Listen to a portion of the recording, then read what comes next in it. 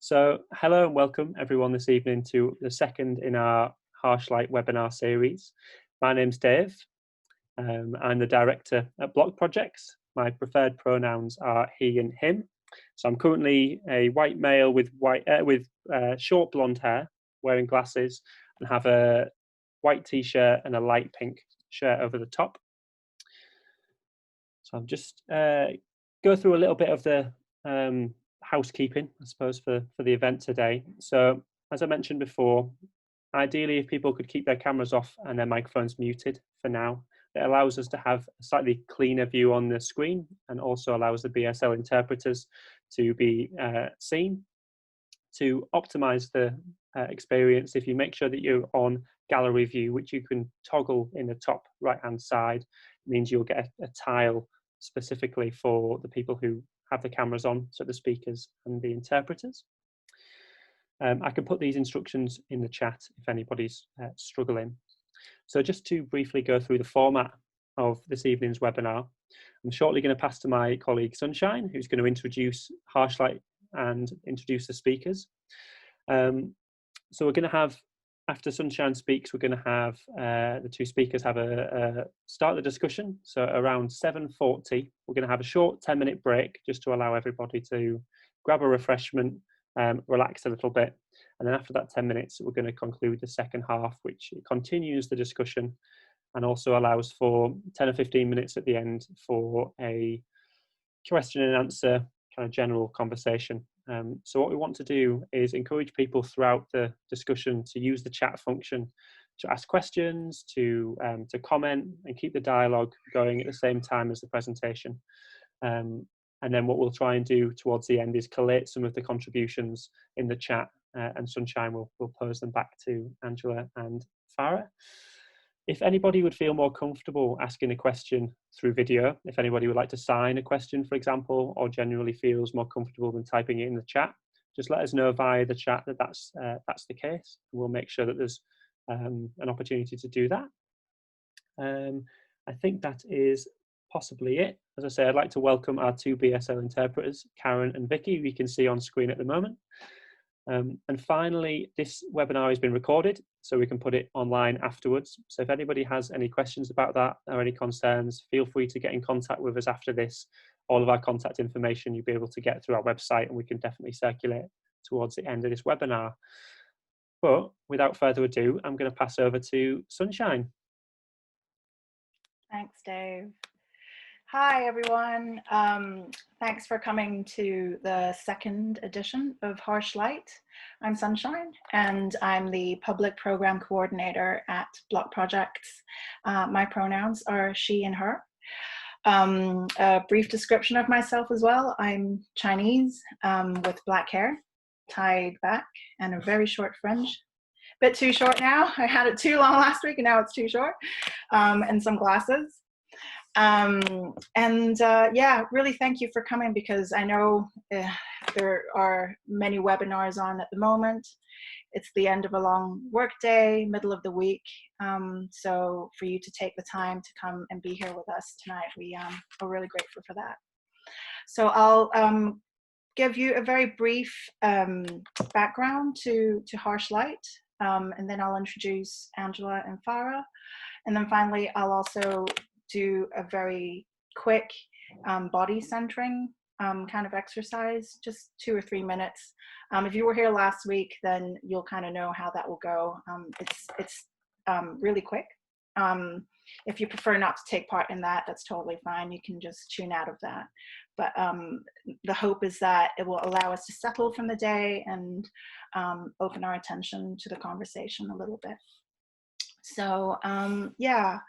About Harsh Light, Dave and I really want this to be a place for us as art and cultural workers to kind of do the work in order to do the work. And we learned this last week from the conversation with Jade and that there is this meta work level to feed ourselves, inform ourselves, and strengthen ourselves as a sector, or maybe an arts ecology, which is probably more apropos for tonight. So Harsh Light hopes to be self-reflective on the one hand, and on the other, take account of broader systemic contexts. We want to deliberately carve out the space for reflection, to think about what's happening in the art worlds around the UK and the different steps we can take to reimagine and reconstitute our work ecologies. And above all, Harsh Light is a reparative space to work through issues with a sense of rigor, lightness, and honesty. So I just want to quickly introduce our wonderful speakers tonight. We've got Angela Chan and Farah Ahmed tonight. Angela is a creative climate change communicator. It's an umbrella under which she works on a range of curatorial, research, art making, and writing projects that are focused on intersectional approaches to climate change. She is the founder of Worm, Art and Ecology, a long-term curatorial project that communicates climate change issues through contemporary art and creative practices. She holds an MA in Climate Change, History, Culture, Society, and her research interests span decolonial climate justice, geography, feminist sciences, and contemporary Sinophone science fiction. And Farah is a co-founder and facilitator of Diaspora Dialogues for Our Futures, a reflective space for people of color to center collective care in the face of the climate crisis. Her interests lie in understanding the complex ecology of environmental, racial, and social justice, colonial histories, ancestral connections to nature, creative activism, and how art can reshape climate narratives. Farah is also the events and network coordinator at Julie's Bicycle, a charity working at the intersection of arts and sustainability. So for the body centering exercise, last week we did kind of a more breathing based exercise. This week, I'd like to try something that's more, just a bit more movement based, but very, very small ones which can be sat in a chair. Being all these different spaces and inhabiting different moods and bodies, and Zoom can also feel a bit detached as well. I'm just hoping that this can just address us as a group collectively, and to pay a little attention to what we're sitting with when we're coming into the conversation. So I'm just going to start. If you've got your camera on and you feel like turning it off, that's fine too. I'm just going to leave it on so you can see what I'm doing. Okay. So you can bring your attention to where you are and how you feel. And by how you feel, I just mean everything, whether you've eaten or not, whether you're hungry or thirsty, whether you feel hot or cold in the room. Do you feel any tension in your body? Anywhere that's clenching that you want to loosen up a little bit? All of these different feelings, just want you to notice them. There's no need to rectify anything or to fix anything. Just pay attention to them.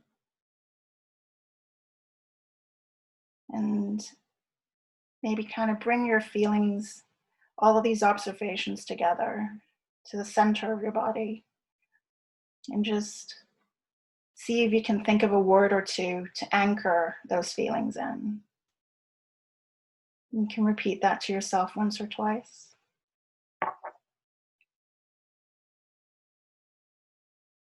And once you've done that, we're just gonna move our shoulders, neck, ankles, and wrists. Just very small movements. Rotating, first of all, our shoulders a few times forwards and a few times backwards. Same with the wrists. You can extend your arms ahead in front of you. Just rotate them a few times outwards and inwards. You can't see my feet, but I'm extending my legs in front of me and rotating my ankles outwards 3 times, however many times you want to do. and then back in again a few times. And then finally, we're gonna turn our heads, just circle it in one direction slowly.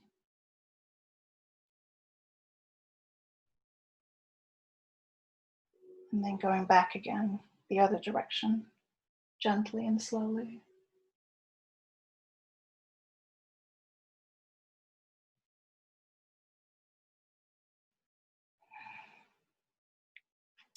Thank you. Thank you for doing that with me. All right, so I'm just going to quickly frame Angela and Farah's first part of the conversation. They were kind enough to send us some really thoughtful ideas for today. So in this first part, they will be exploring what they're calling ethical programming, which thinks through the many ways activist projects are positioned within art institutions. So the danger is that these projects merely front an organization's claims of being politically progressive without their having to take on the values or do the work at a more infrastructural, deeper level. So basically the question is, what would more ethical programming look like? So I will just hand this over now to Angela and Farah. Thank you. Thank you, Sunshine and David and Vicky and Karen. And thanks everyone for joining us this evening. And so with our first, I guess, like conversation points about ethical programming, we want to maybe pinpoint certain areas that have come into mind when Farah and I started to discuss this initially. We feel like actually a lot of things have been changing within the arts and cultural sector since we first were asked to speak about this. But at the same time, there's a lot of things that have been so embedded into the institutional way of working and the way that this sector runs, that actually, despite the changes, these issues are still very much at the forefront. And are perhaps like the initial things that we are fighting against. So Farah and I have been discussing topics like art washing, especially in our kind of like areas of interest of climate change, to what fair contracts look like for art workers, to also artistic development programs and actually what the barriers are within those kind of promises or commitments that are presented, and also kind of like how to find community amongst people who are like-minded, other art workers, especially at this really strange and important time. So I'm really excited to chat with Farah because we talk about all of these things informally a lot, almost every day. And so to be able to share with everyone else a bit of an insight of what we discuss evolvingly is really interesting and important for us as well. Thank you, Angela. Yeah, I'm really excited for this conversation. I think art washing is a particular term that cropped up a few times, and maybe it's worth us sort of explaining what we mean by that. And I think for me it's that sometimes arts organizations really do want and institutions want to be seen to be working with producers who are socially or environmentally conscious, but don't necessarily take on the effects and the reality of what that means on a deeper structural level. So you get all of the cultural capital of working on those programming pieces, working with certain producers or certain groups of people, without it really having to change what the institution is about. Yeah, I feel like at the same time, programming is such a short-term process for a lot of institutions and organizations, running maybe like a year-long program, even half a year, or maybe even just one exhibition. about a socio-political issue or a climate issue. And this is actually quite dangerous in terms of the level of engagement that institution feels it needs to commit to. So often I'm wondering about how curatorial programming functions from the very start of who are the curators who are dealing with these issues. Are they working with community grassroots organizations from the very start of organically producing these ideas with people who are on the forefront of these political fights, and they're inherently political.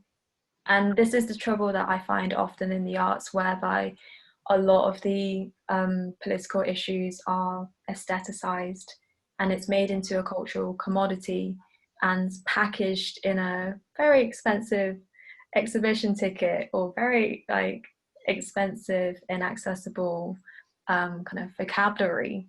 That means that actually those who are going to these, attending these programs might not be the ones who can really engage or are doing the immediate urgent work. So yeah, this is something that I navigate a lot as a freelancer as well.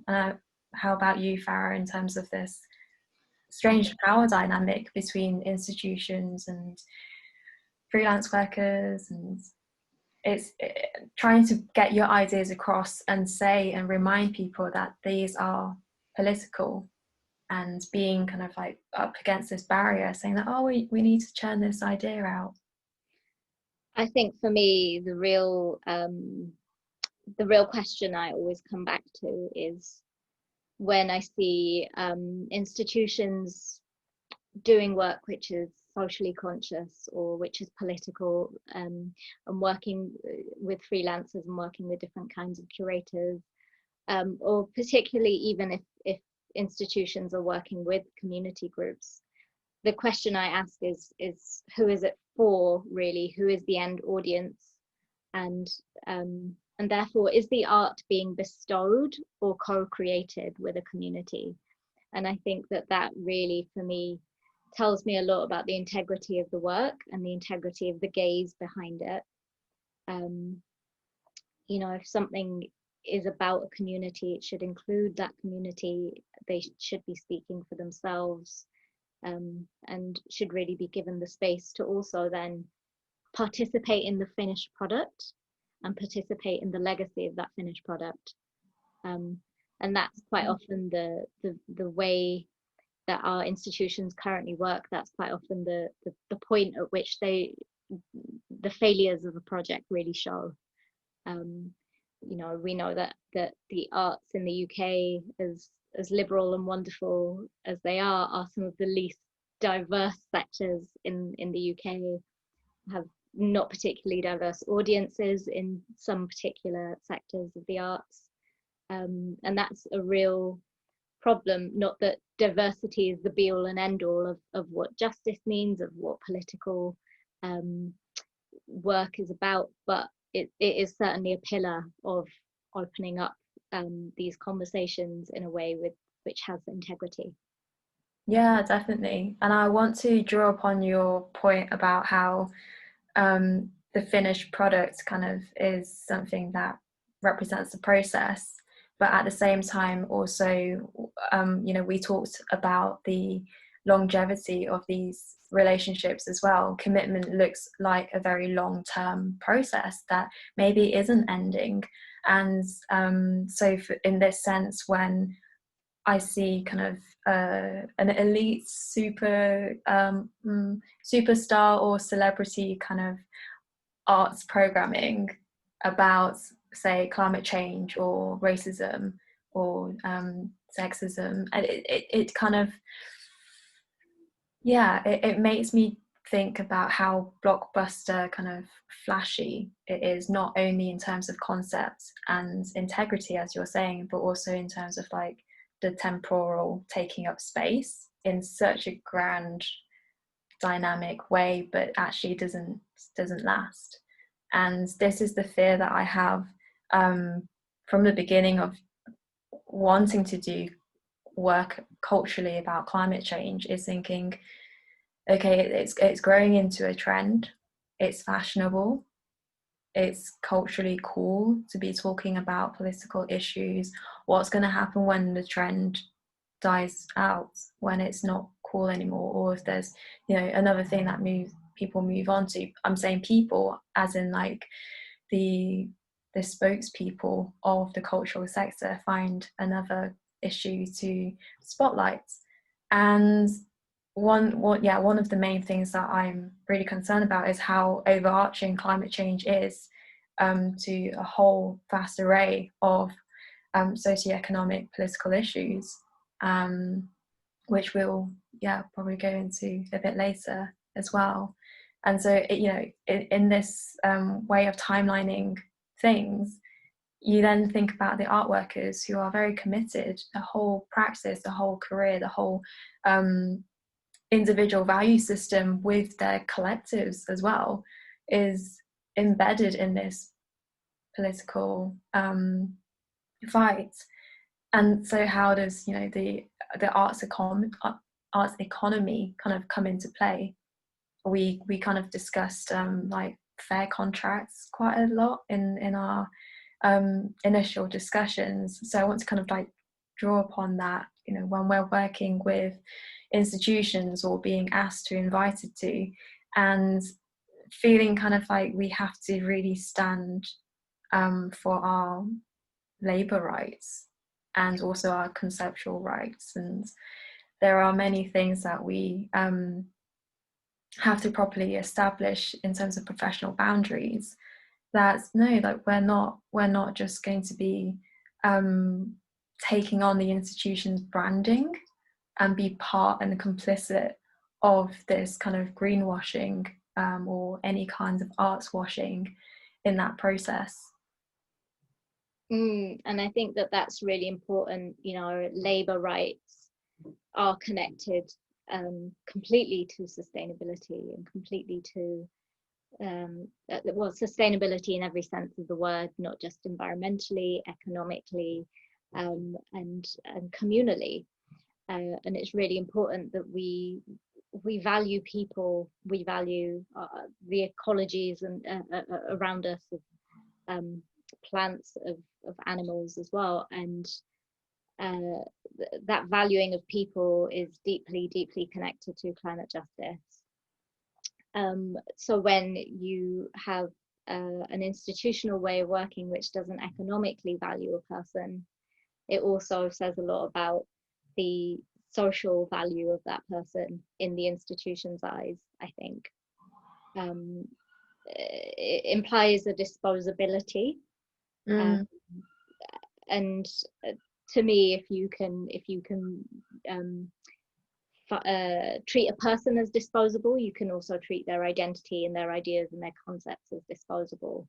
It's a very extractive system, because that institution still gets the kudos, still gets the to be seen to be a leader in that way, or seen to be getting all the praise for working with this person. But at the end of the day, when that is done, or when it comes to making, institutions are making a lot of very hard decisions at the moment, and it's inevitably always the people who are the most precarious, who tend to be people of color, tend to be the people from the least stable backgrounds, who've already had the most difficulty even entering the space, tend to be the first people on the chopping block.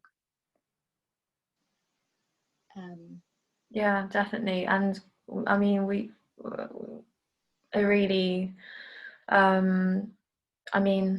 important action that's been happening for 6 weeks now has been the Tate workers' strike, and trying to save the jobs of 313 workers who have been told that they won't have their jobs because of the pandemic, despite the Tate having a £7 million payout. And this is kind of something that harms not only kind of like the immediate, I guess, what am I trying to say? It not only harms the people who are working within their jobs at the Tate, but also their ability to be making art. A lot of these people are working in the Tate shops or in the galleries, also South Bank Centre, and actually all across the UK where PCS union groups are taking action. But it's kind of, you know, understanding that the art economy is so kind of varied that being an artist isn't your full-time job usually for many people, and for those working in service work, hospitality or sales, like that's one way to be supporting your, I guess, like a career as an artist. And so this harms, in my view, the way that arts programming will be in the next, I don't know how many years, because it will only be the types of people, demographics of people who can afford to still be making art after or within this very moment, which is actually just really scary. It's really devastating to imagine that the variety of artistic projects out there in a few months' time, in a few years' time, a few decades' time, is gonna be from by people who don't relate to us on a political level. So that's something that I feel is one aspect of many that's relating to the economy of arts right now. I think it also leads to a sort of stagnation in cultural output and creativity as well. When you stick with what you know and who you know, you end up going for the safe options, and usually the things that are more radical, that are made by people whose life experiences you don't necessarily understand, are seen as more risky to take on, are seen as like less likely to bring in the audiences who you know will buy a theatre ticket to see a Shakespeare show. You know, and it's boring. And it also, I think that it leads to other sorts of challenges as well, when you end up with or you start off, quite often you start off with just one person in an institution who is from a different background or of a different community, and Angela and I talk about racialized people within institutions quite a lot, but I think it's the same, it cuts across to people who are disabled, people who are gender non-conforming or trans and non-binary. You end up quite often tokenized, and your output is tokenized, and or protected and sort of like kept in a singular box. Would you agree? Yeah. I agree, and there's also the other side of that is also that in being tokenized to that extent, you become, there's a potential for you to become also the spokesperson of those ideas, of those kind of, okay, you now speak for those demographics, and I think that's a really dangerous thing, because it's not allowing for the many different experiences that are true to every single minoritized kind of demographic, which I think is really prevalent amongst arts programming. Once one artist or one curator becomes repeatedly sought or kind of like asked to curate certain things, there's this feedback loop maybe, and it's harder for other people who actually have critiques maybe of what has now become like a mainstreamed like idea of like a particular like person of color's experience of climate crises, for example, and that is a flattening of Black, Indigenous, people of colours, climate's experiences. We can't have just one person or one group of people speaking for that. And that's very much down to the institution's laziness and kind of intentionally lazy behaviors. Actually, I kind of want to be more specific and say that these things are calculated. These are calculated by economics in terms of that we don't want to pay more, we don't want to invest more in these kinds of stories or experiences or artworks. And so I guess like investing is something that we need to redistribute much more. We need to redefine what that means as well. And, you know, one of the things that we discussed beforehand was also like the challenges of artistic development and what does it mean when an institution brings you on to their development program and makes a commitment to say, we value your work, we value your expertise and what you've experienced and what you research in, but you know, what are the concrete hard facts that actually go to show for that commitment? As you say, that tokenization, to being taken for granted, even if it's just being overworked without compensation, is something that's really prevalent and has become such a norm that we really need to be saying much more about it. One kind of like aspect, I guess, like from my experience is being like an art producer or maker and feeling like there's a lack of mentorship and being expected to be the final product all the time. And how do you see that, Farah? Yeah, I think that's it. Sometimes, you know, when we talk about this quite short-term way of doing things, sort of bringing somebody in for a commission, sort of extracting their networks, their approach, their ideas, their concepts, their identities, and you know, then they are kind of like forgotten about quite often. And I think that what should be happening and what needs to be happening more is this redefinition of investment. It's an economic investment in people, but also, as an example, if you as an institution are going to say Black Lives Matter, what does that really mean in terms of how you support the Black members of staff, the Black producers you work with, the Black communities that you are situated within? And I think it's an economic investment, but like you said, mentoring, really investing in the legacy of a piece of work or a person's commission, rather than just seeing it as this short-term cyclical project. And you know, people's life experiences are not projects, to be fetishized and shown off and then put away again for the next big thing to come along. And I think that what I quite often see as well is sometimes when an institution has like their person that they are comfortable with,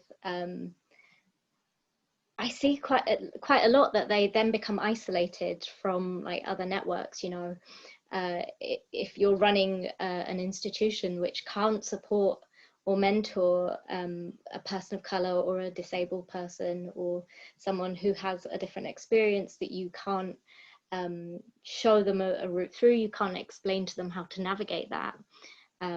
You should be investing in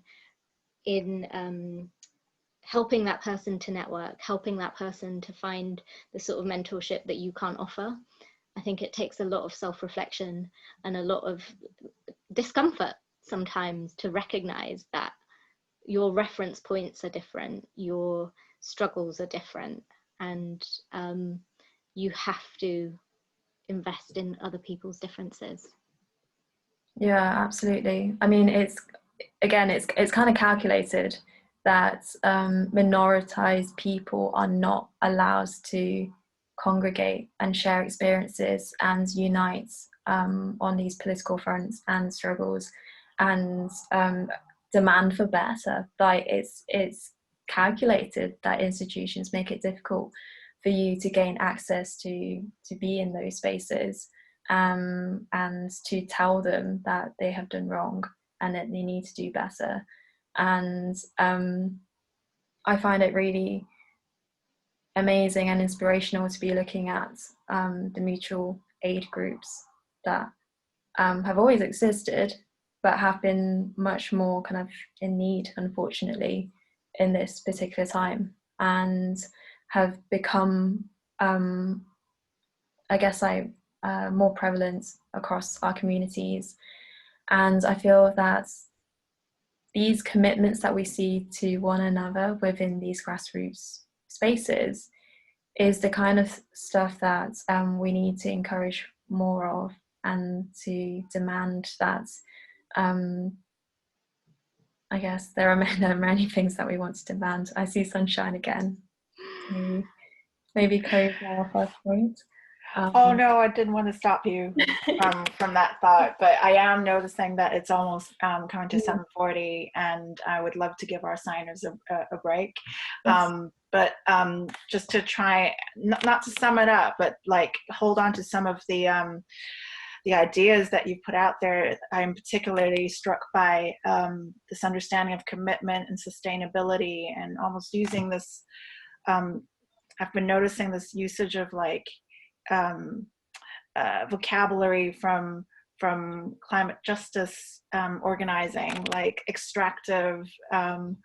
I forgot what Farah said earlier, but sort of extracting things out of artists and thinking about investment in a different way, and sustainability as a commitment to artists. Like this all kind of really weaves in these two worlds in a much more meaningful way, rather than thinking about these short-term, what Farah was saying earlier about like people's lives are not projects. It's just that really kind of rung true to me, having seen some exhibitions in the past and how they didn't sit well with me. But yeah, let's just have a quick break here for 10 minutes, and we will be back at 7:50 on the dot, if possible, and continue with the second part of the conversation. Thanks. Thank you. Thank you. Okay. I'm watching that clock. It's exactly 1 minute, so I'm going to start now. So welcome back, everyone. Yeah, this part of the conversation is one that I'm actually really looking forward to, because it looks at ethical funding, specifically how resources are pooled and distributed, which is part and parcel of what we do as arts organization, as we commission projects and work with artists. So that's something that we somewhat selfishly have an interest in hearing Angela and Farah talk about.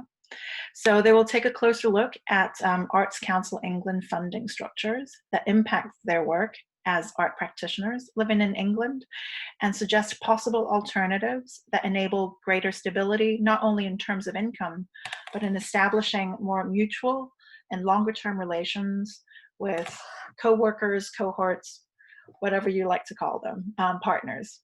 So yeah, I'll hand it back over to Angela and Farah again. Thank you, Sunshine. You know, it's a very difficult moment for everyone at the moment, and especially for the arts sector. You know, it's the thing that's always seen as particularly disposable by governments, and has seen its funding slashed, public funding slashed over the last decade already significantly. So when we talk about institutions and institutional structures, funding is always going to be the biggest barrier to how we change systems and how we achieve equity, parity, revolution, all the things that we want from the arts. On a micro level, that means the application processes, recruitment processes, and how people get their feet into the doors of institutions and begin the change from the inside, and work their way up. On the macro level, we really want to talk about alternative frameworks and alternative economies and structures for that funding in the first place. You know, one of the things that that we're really concerned with, both of us, and I'm sure many of us on this call, the precarity that not just we've seen happen over the last 6 months, and indeed the last 10 years, but really the precarity of what's to come, and what the long-term future of funding for the arts is, and what that looks like, and who gets a piece of that pie. Angela, is there anything that you want to add about applications at the moment? Because you, as a freelancer, tend to have to do more of that on a micro level, on an everyday basis. Yeah, I would say that my part-time job is writing applications rather than being a climate change communicator. That's on my biography. I would also kind of say that what we want to be sharing in this part of the conversation is really not exhaustive. Every day, Farah and I are chatting about new things that are happening, are evolving, and we feel like, although we want to point out some of the barriers and maybe share some of the possibilities that we imagine, we're also not going to be giving a consultation, let's say, in this next section, because many arts institutions have, especially the major ones, have too much money, and the problem is more about the way that the wealth is distributed unevenly. And so they can pay their consultants from minoritized groups, and we'll do our imaginings and possibilities making from our side. But yeah, in terms of applications, it's something that takes up not only your ticking clock time that is unpaid, but also a lot of your mental energy, especially when you're writing about how great you are, but you're getting a lot of rejections.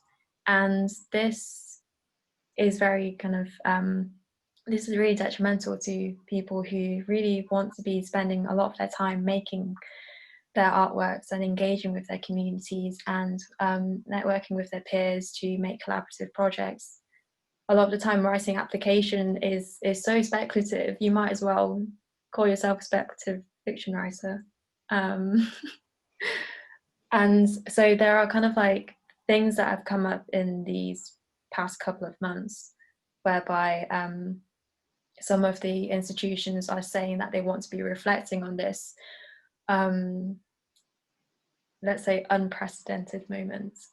But really, okay, so part of what I do is also within science fiction and speculative fiction, and a lot of the people ask me, oh, what's the future going to be like? Because surely that's what you engage with a lot, and especially with speculative fiction about climate change, it's almost as if you are asked to give a direction that the economy is going to go, the way that nature is going to re-heal, or I don't know, not go the other way.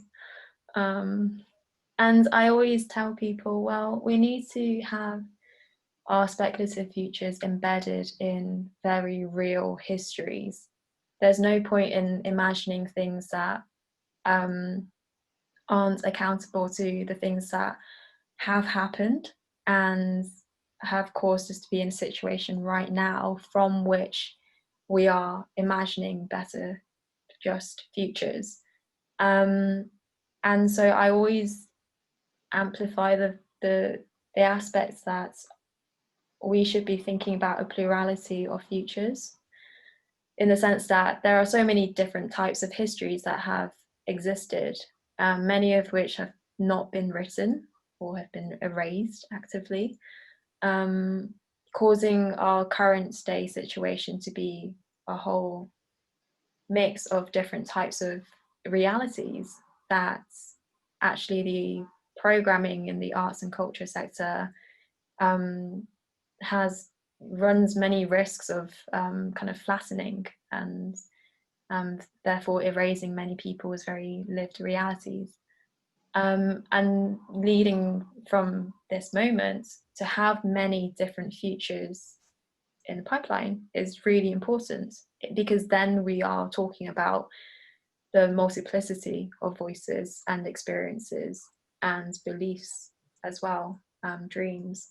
And as abstract as this seems, this is something that really should be embedded in our kind of political actions, in the way that we demand for better, even from a small kind of like application process of saying, yeah, I'm applying to this role or this commission, but I also have, you know, values and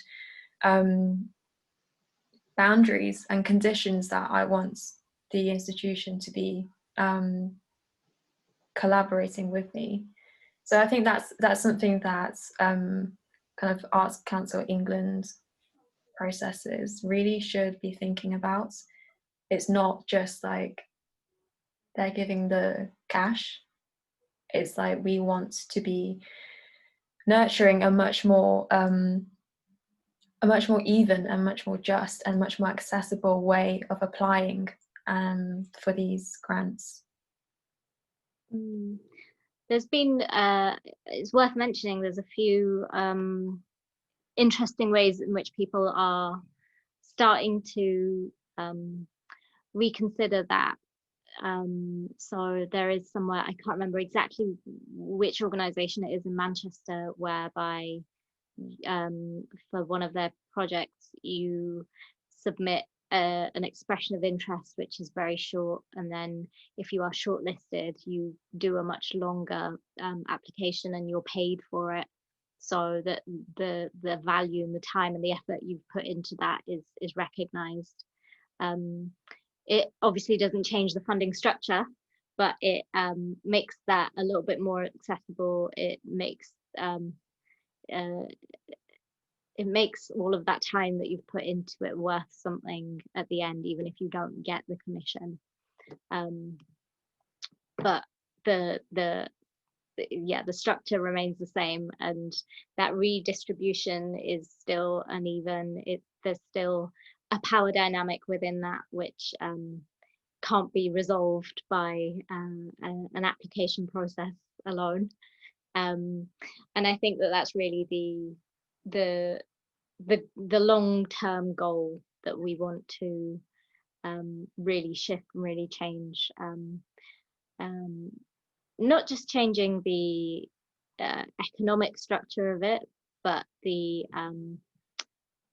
kind of like target setting attitude that we have, I think, in this country to the value of art.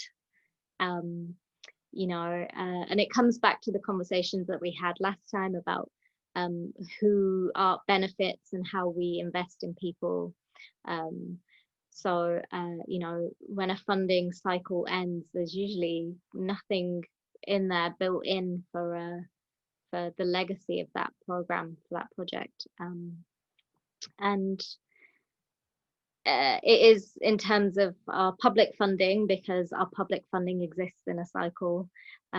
Usually if there's philanthropic funders, you know, they have a very small cyclical pot. And then there's other funders, as someone mentioned in the chat over the break, you know, corporations and other people sort of donating or offering their money.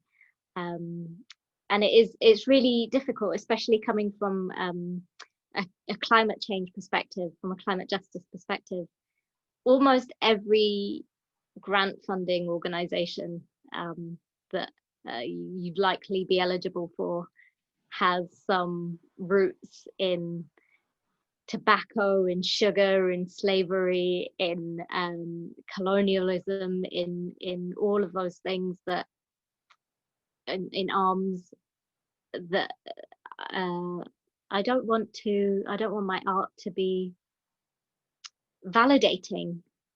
I don't want my art to be washing over, and that's the next bit of the step. You know, it's very, very difficult to reject money as well, to reject funding. How do you navigate that line? I'm not going to be naming any names at the moment, but I have been evading working with a certain gallery for 2 years. Every time they have asked, I have given my reasons, and actually, you know, I see within the chats, actually David's mentioned about the lack of transparency, but sometimes they have donors' names on the walls inside at the beginnings of exhibitions, the patrons of those who have sponsored certain shows, as well as long-term major donors who have specific buildings named after them. And sometimes it's the shockingly opaque and loud screaming of who is funding certain projects and spaces, even community outreach programs, that is to me the scariest part.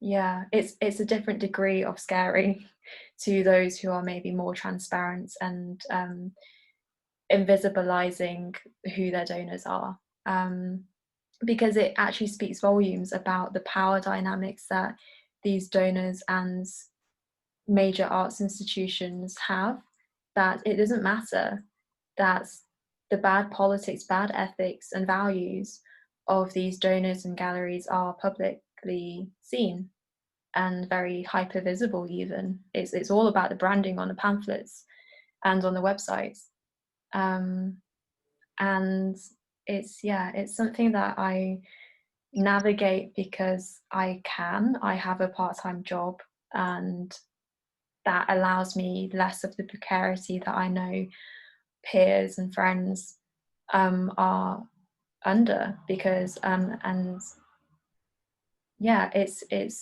a very difficult kind of like thing to be doing in terms of maintaining an arts practice that can feed you and pay your rent, and still be kind of like having an arts practice that holds the values that really are to the core of why you're making art and why you're sharing ideas and sharing what you hope this world can be. It can become very existential, but it is really worthwhile time for research. I mean, in this moment especially, I'm talking about the hypervisibility of like the power imbalance and the abuse of power of certain institutions / most institutions, because we see very, very clearly in this shock moment of the economy how people are reacting and how people are disposing of more at-risk workers. And yeah, I mean, I kind of want to kind of maybe close that point before I start getting a bit too agitated. I get it. I see it as quite literal money laundering. You know, it's their way of cleaning the ethics of their money. I guess. You know, fossil fuel companies to wash away the dirt of what that money is made from. where it comes from. Yeah. And you know, what it really, I think, displays is how the arts sector is quite often less about art and more about the business of art. And I think that that's acutely at odds with justice, to be honest. I think it's at odds with really the investment in people and communities that we spoke about earlier. And it means that productivity and profit and these short-term cyclical things are prioritized above this long-term way of working, this redistributive way of working, and the integrity of the structures that need to be existing in order for us to not just create a fairer arts sector, but to really speak to wider injustices with authority. Yeah. I kind of want to also add that on top of the business way of working for arts organisations and institutions, there's also a very fundamental interpersonal dynamic that affects the way that minoritized people have to kind of self-censor, kind of like protect amongst these within these spaces. And it's drawing upon what we were talking about earlier about feeling very isolated within those frameworks, but also in terms of interpersonal politics being at play, discriminations based on the colour, like sexuality, gender, able-bodiedness. These are all kind of the micro level of the macro scope that these power imbalances exist within the arts and cultural sector. And where I see a lot of alternatives and possibilities is actually in the grassroots spaces that we are part of. And it's very kind of, I want to say from the start that we're not saying that institutions should be adopting these, because they can't. They just directly cannot, because they are built off the wrong foundations to be doing this. And in doing so, they are dangerously capitalizing of social justice. And the language, I mean, of like social justice is already a very curatorial kind of way of expressing new trends. And so what, I return to the fact that mutual aid groups have been sadly much more in use now, but also a very motivating fact is seeing my peers organising with direct influences and impacts to our local communities in these like past 6 months, and knowing that this is actually like it's not an immediate fix. It's really going to be embedded within the way that we're working for the next while, because people are in much greater need. And so how do we kind of like nurture those ways of interpersonally positive attitudes, and actually say institutions do better. These interpersonal attitudes need to be worked on over a long period of time, starting now, not a day later, and be built into the whole kind of business model. Take that out and build another one that is based on, I don't want to be saying like based on care, because institutions fundamentally have a very difficult time understanding what that is, but they need to be building a model that actually listens and takes a step back but opens up the wallets. Yeah, I think that there's a lot that the arts institutions can't take directly, but can learn from mutual aid. And I think part of it is and part of the way that we can rethink care in institutions, because it isn't built into business structures. But there needs to be this, there needs to be buffers. You know, so many people lost out on so many things at the start of lockdown because none of our funding cycles have buffers for the unpredicted. And in a wider level, that means, you know, the pandemic and, you know, the potential recession. And on an individual level, that means that when you have single parents, when you have people with chronic disabilities or mental health issues who need time away from things, who can't work in that like 9 to 5:30 way of doing things, and who can't deliver by this deadline because that's not what their bodies allow them to do sometimes. There needs to be that buffer. There needs to be buffers to allow for the humanity of the people, the communities, and the sort of experiences that you're trying to navigate, that you're trying to showcase and platform, if that is what you're trying to do, and what if that's where you're trying to show your care. And that sort of thing is already very built into the mutual aid way of doing things, where there's not this very rigid hierarchy and expectation that you will do this by this time on this date, because it is about what might be required in the future.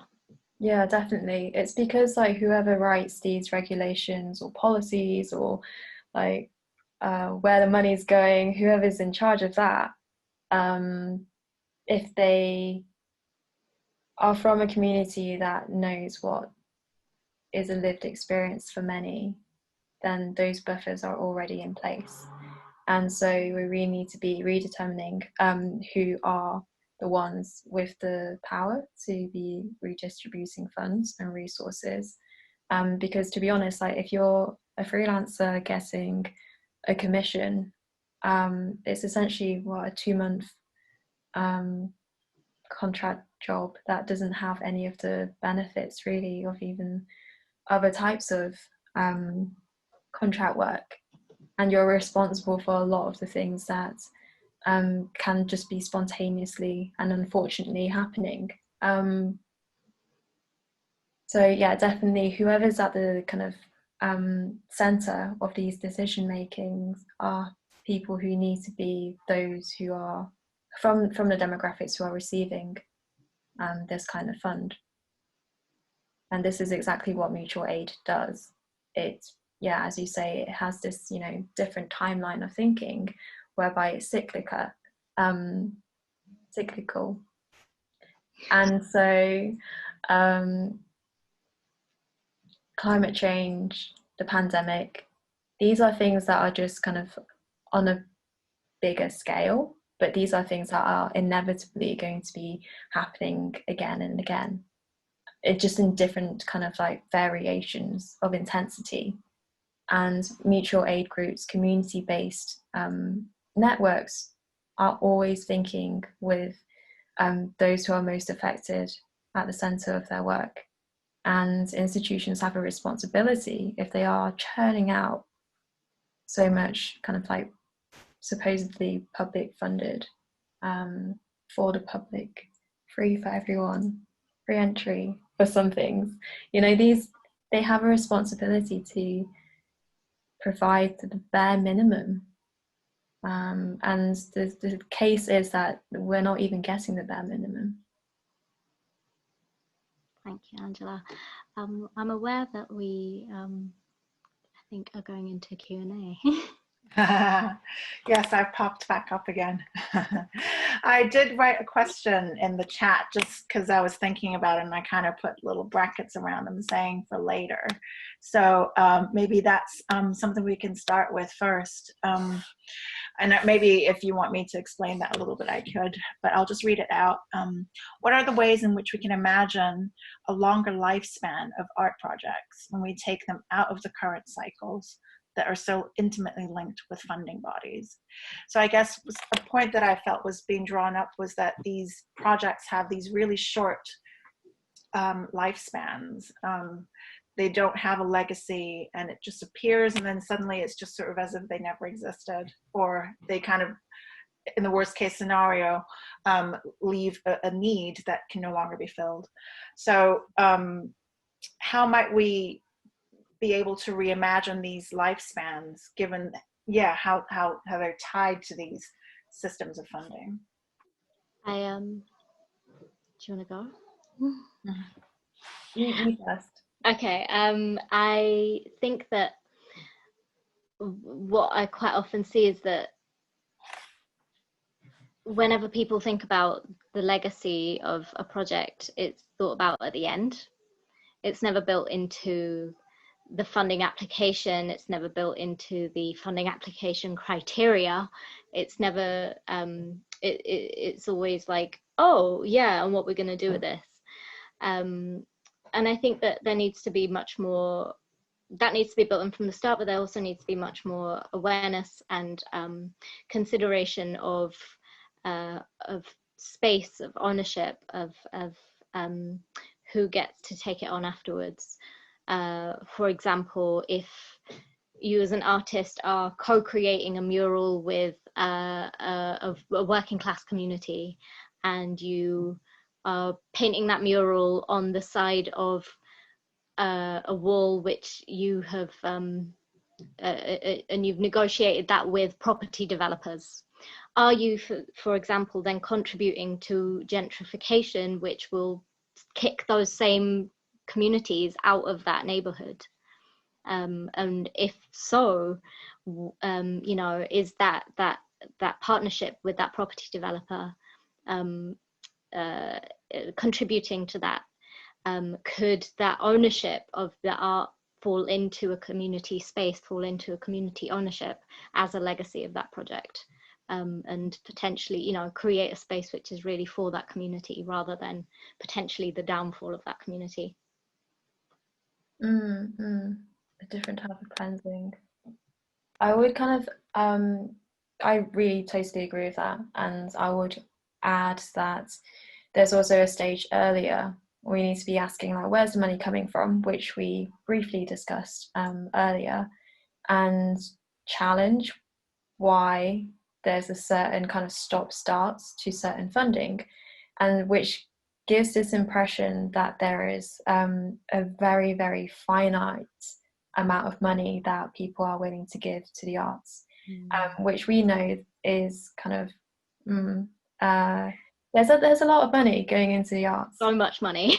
But at every point that money gets intercepted by whether it's the arts organisation, their directors, or their mates, like, there are different conversations and kind of like funnelings that are happening. So we need to identify and analyse those funneling stages, and seeing how much of that funding that is going towards the arts is going towards, you know, quite highly paid staffs and directors and thanking patrons. And, you know, there are a lot of things within the sector that I don't agree with, and I just don't think it is a fair economy.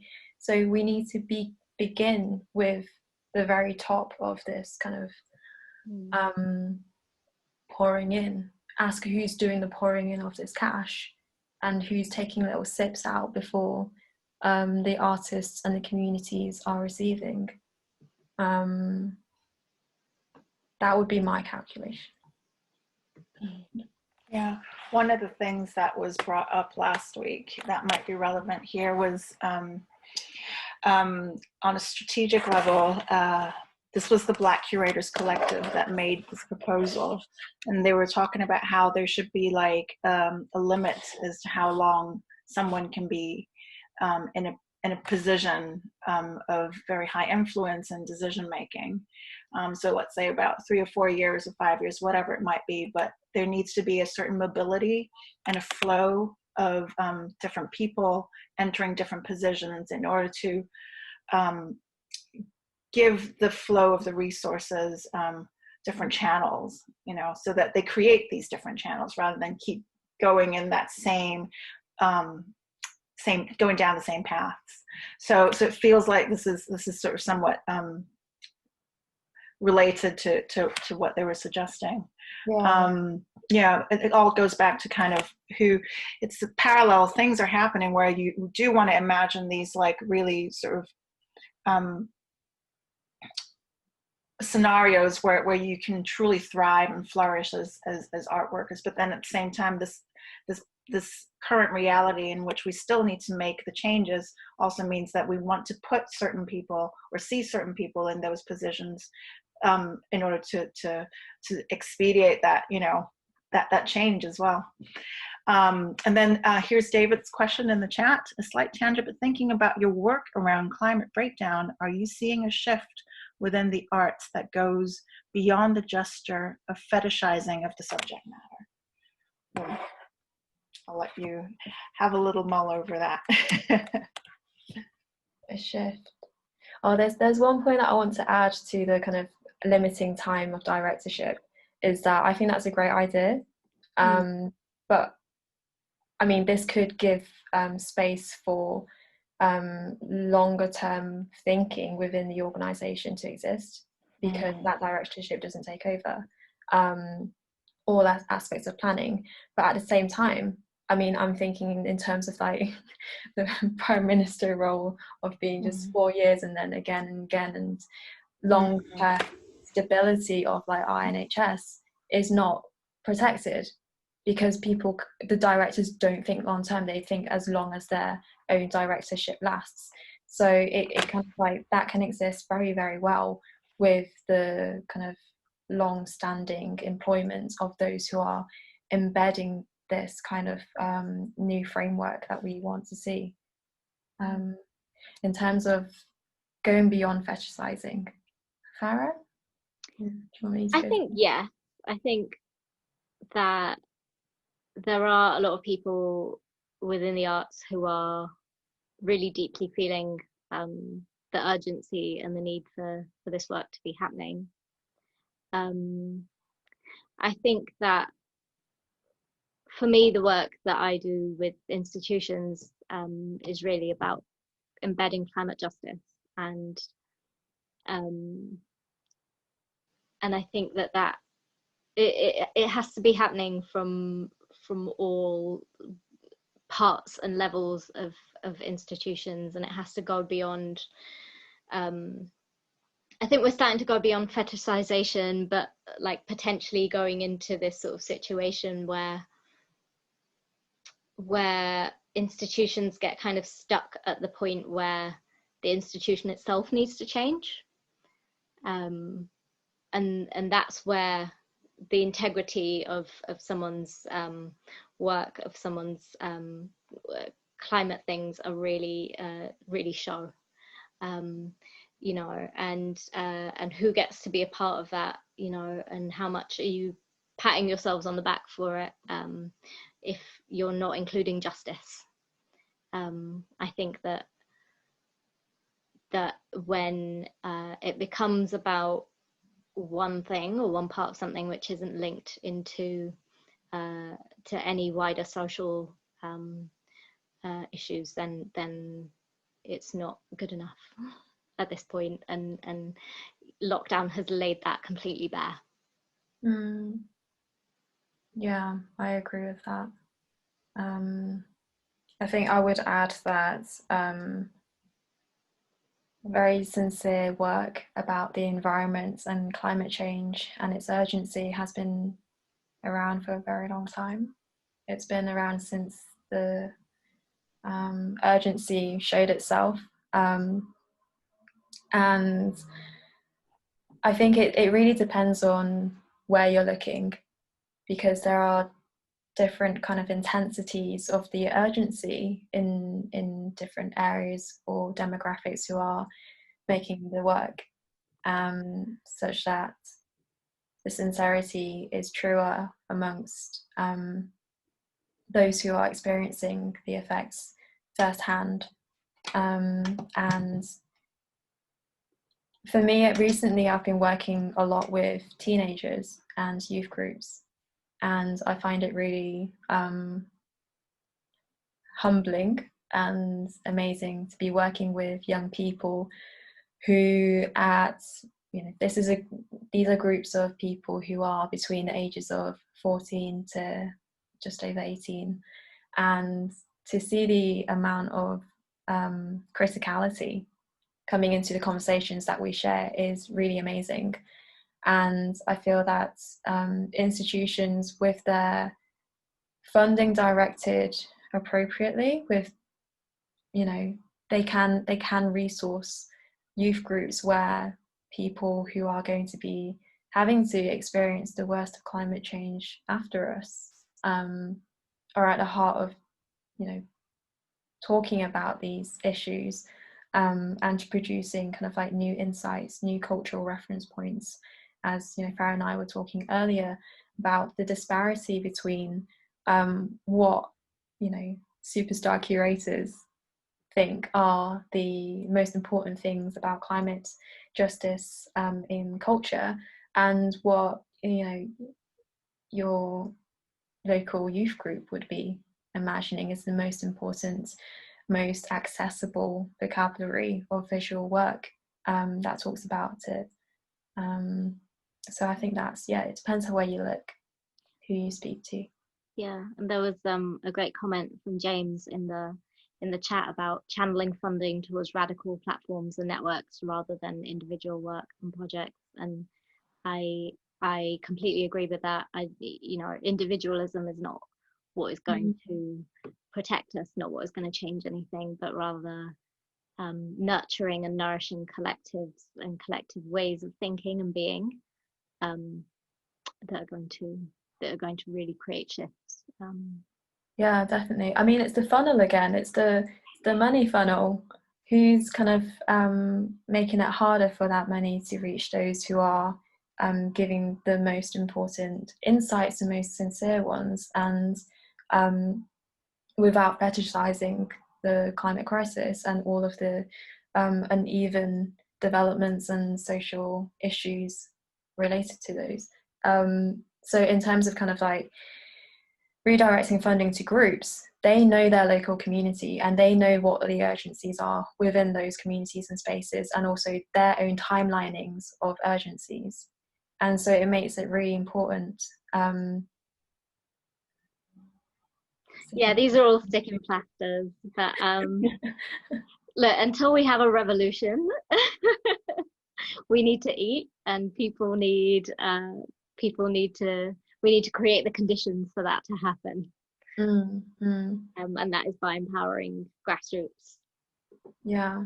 Spaces. I also feel like for individual artists making project work, it's really important to be collaborating, co-creating with other people of different expertise. I feel like everyone has an expertise in some things, and there are so many different qualifiers, which means that Arts Council England funding doesn't quantify your qualifications sometimes, especially relating to climate understandings and climate vocabularies.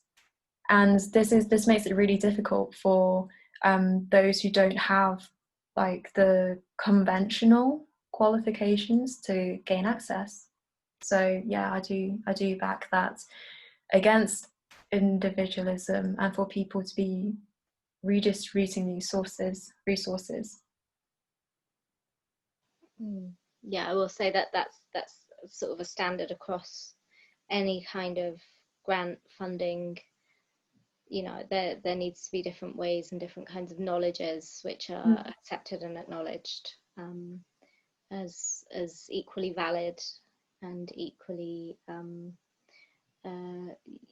needed, even if it's not expressed in the way that artists are used to expressing things in to get money.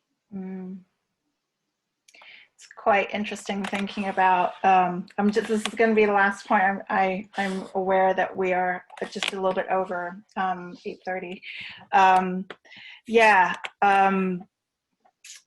That there is this friction point as well between these ideas and these desires to be able to redistribute these resources adequately and efficiently right now, versus the kind of frameworks that we have to operate within. Even just recently, since we're talking about Arts Council England, we have been, of course, dealing a lot with them as well, like in writing emergency grant bits, which we didn't get earlier this year, and then more recently a project grant bit, and then seeing the kind of, even the questions themselves already limit you to the ways that you can present your project and the kind of approaches you can take.